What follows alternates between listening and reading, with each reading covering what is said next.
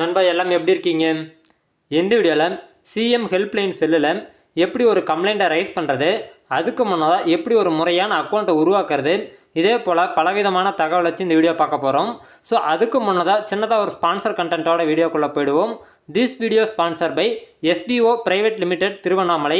Skip பண்ணாதீங்க, பெரிய தப்பு. தினம் 300 ரூபாய் சம்பாதிக்க அரிய வாய்ப்பு. இன்ஸ்டாகிராம், ஃபேஸ்புக் பயன்படுத்த தெரிந்தால் போதும் content post and content publishing மூலமா தினம் 300 ரூபாய் சம்பாதிக்கலாம். இந்த வேலை செய்ய 5 நிமிடம் போதும். Work training support, group communication support, all language customer live chat support, முக்கியமா சொந்தமா ஒரு பிசினஸ் ஸ்டார்ட் பண்ற அளவுக்கு உங்களால கற்றுக்கொள்ளவும் முடியும், சம்பாதிக்கவும் முடியும். இந்த வேலை வாய்ப்பு வழங்குவது 5 வருடத்திற்கு மேல ரன் ஆகிட்டு இருக்க நம்ம தமிழ்நாட்டு company school of business organisation private limited. மேலும் விவரங்களுக்கு டிஸ்கிரிப்ஷன்ல கொடுத்திருக்க நம்பருக்கு வாட்ஸ்அப் பண்ணுங்க.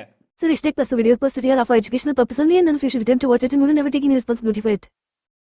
நண்பா, சிஎம் ஹெல்ப்லைனோட ஃபஸ்ட்டு இதோட இன்டர்ஃபேஸ் இப்படி தான் இருக்கும்.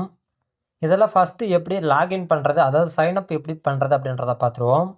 நீங்கள் ரைட் சைடு கார்னர் டாப்பில் இருக்கக்கூடிய இந்த 3 டாட்டை கிளிக் பண்ணுறீங்க அப்படின்னா சைனப் அப்படின்ற வார்த்தை வரும். இதில் உங்களுக்குன்னு சொல்லிட்டு ஃபஸ்ட் நேம் லாஸ்ட் நேம் கொடுத்து யூசர் நேம் க்ரியேட் பண்ணிக்கோங்க.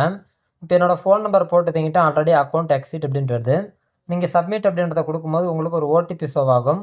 அதை கொடுத்தீங்கன்னா உங்களுக்கு உங்களோட அக்கௌண்ட்டு சைனப் ஆகிடும். சைனப் ஆன அக்கௌண்ட்டை சைன்இன் பண்ணிக்கலாம். இது வந்துட்டு உங்களோட ரெஜிஸ்டர் பண்ணியிருக்கக்கூடிய ஃபோன் நம்பர் இல்லை மெயில் ஐடி கொடுக்கணும்.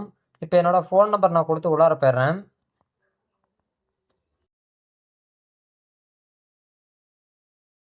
இப்போ ஓடிபி பாருங்கள், ரெஜிஸ்டர் பண்ணியிருக்கக்கூடிய மொபைல் நம்பருக்கு வந்திருக்கு.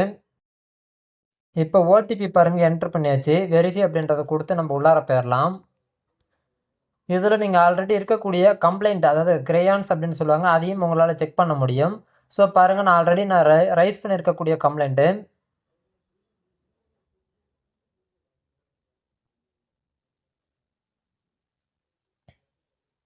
இப்போ 2 நாளைக்கு முன்னாடி தான் நான் கம்ப்ளைண்ட் ரைஸ் பண்ணியிருக்கேன். கம்ப்ளைண்ட் வந்துட்டு ரெக்வஸ்ட் எடுத்துக்கிட்டால் தான் மெசேஜ் வந்திருக்கு, அதாவது ரிசீவ்டுன்னு சொல்லிட்டு எடுத்துருக்கோம் அப்படின்னு சொல்லிட்டு. இதோட டீட்டெயிலை நீங்கள் ஃபுல்லாக ஓப்பன் பண்ணி உங்களால் பார்த்துக்க முடியும். இப்போ எப்படி கம்ப்ளைண்ட் அப்ளை பண்ணுறது அப்படின்றத பார்த்துருவோம். ஃபைல் கிரீவியன்ஸ் அப்படின்னு சொல்லிட்டு இருக்கு, இதை சூஸ் பண்ணிக்கோங்க. உங்களுக்கு ஒரு வேளை இங்கிலீஷ் சிரமமாக இருக்குது, எனக்கு பயன்படுத்த தெரியல அப்படின்னா ரைட் சைடு கார்னர் டாப்பில் இருக்கக்கூடிய இந்த 3 டாட்டை சூஸ் பண்ணிக்கோங்க. இதில் நீங்கள் மொபைலில் கூகுள் டிரான்ஸ்லேட் ஆன் பண்ணியிருக்கீங்க அப்படின்ற பட்சத்தில் டிரான்ஸ்லேட் அப்படின்ற ஒரு வார்த்தை வரும். ஸோ அதை பயன்படுத்தி உங்களுக்கு தேவையான மொழிகளை மாற்றம் செஞ்சுக்கலாம். இப்போ உங்கள் அட்ரஸை வந்துட்டு ஃபில் பண்ணுங்கள். இந்த ஃபார்மை நீங்கள் ஃபில் பண்ணுறதுக்கு முன்னதாக பார்த்தீங்கன்னா உங்கள் கம்ப்ளைண்ட் என்ன, அதே நேரத்தில் உங்களை அட்ரஸ் டீட்டெயில் இது எல்லாமே பார்த்தீங்கன்னா நீங்கள் ஆல்ரெடி ஃபைலை வந்துட்டு ஒரு நோட் பேடில் சேவ் பண்ணி வச்சுக்கோங்க. உங்களுக்கு ரொம்பவே சுலபமாக இருக்கும்.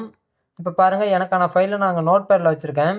இப்போ பாருங்கள், இதில் எனக்கான ஃபைல் என்ன அப்படின்றத நான் வச்சுருக்கேன். இப்போ பாருங்கள், அட்ரஸ் ஃபைலுக்கானதை நான் அட்ரஸ் எடுத்துகிட்டு வந்து காப்பி பண்ணிக்கிறேன்.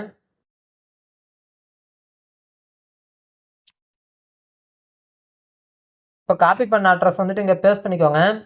இங்கே நீங்கள் இந்த பேஜை வச்சுட்டு வெளியில் போய் டைப் பண்ணுறீங்க அப்படின்ற பட்சத்தில் உங்களுக்கு எல்லாமே பார்த்தீங்கன்னா எரேஸ் ஆகிட்டு இருக்கும்.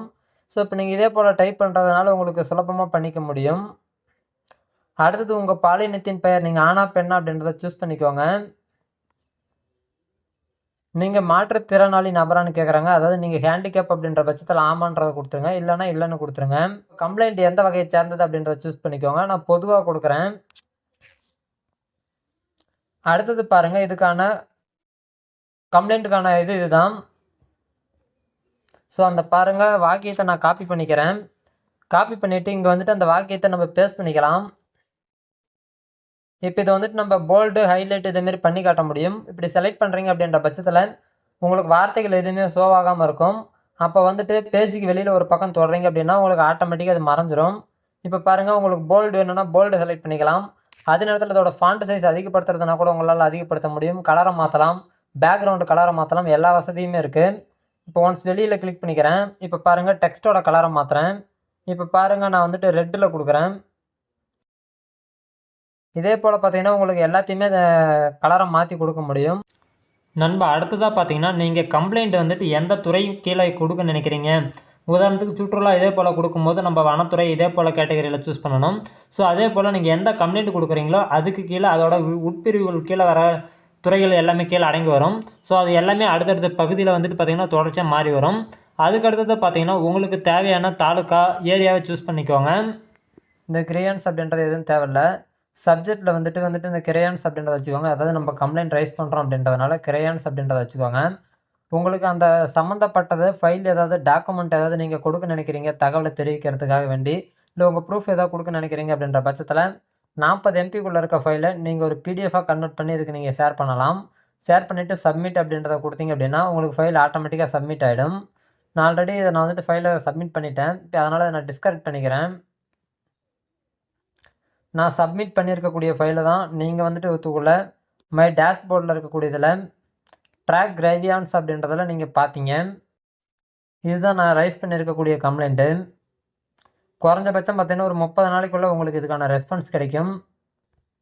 இந்த வீடியோவில் வந்துட்டு சிஎம் ஹெல்ப்லைனில் எப்படி கம்ப்ளைண்ட் ரைஸ் பண்ணுறது அப்படின்றத பார்த்தோம். ஸோ இந்த வெப்சைட்டுக்கான லிங்க்கு கீழே நான் டிஸ்கிரிப்ஷனில் கொடுக்குறேன். வேணுங்கிறவங்க பயன்படுத்தி பயனடைஞ்சுக்கோங்க. இந்த வீடியோ பிடிச்சிருக்கும் புரிஞ்சிருக்கும்னு நினைக்கிறேன். ஸோ ஃபியூச்சர் அப்டேட்டுக்கு தொடர்ந்து ஃபாலோ பண்ணுங்கள். நன்றி நண்பா.